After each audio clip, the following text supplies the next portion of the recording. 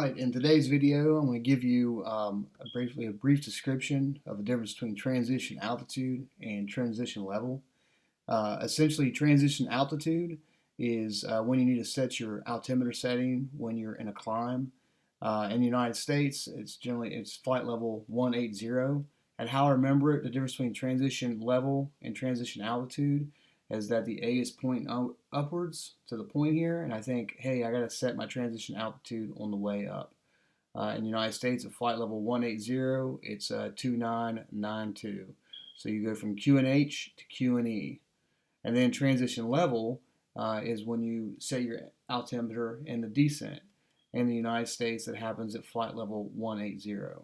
So I think of it and helps remind me is with the L at the very end here for local altimeter, and I point it downwards to flight level 180. I have to set it on the way down.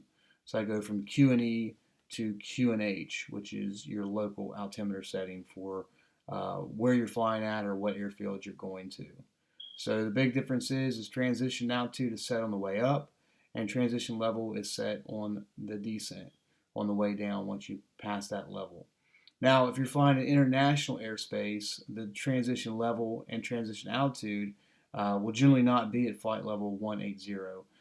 Sometimes it could be at 4,000 feet.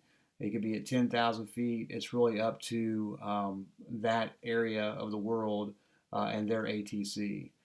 Transition altitude will generally be put on the flight charts, so you'll know that. But sometimes transition level will be given to you by ATC in the descent.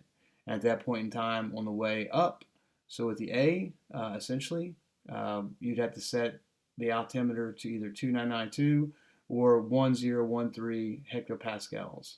And the same for the descent. You'd have to either put 2992 or 1013 once you pass that transition level.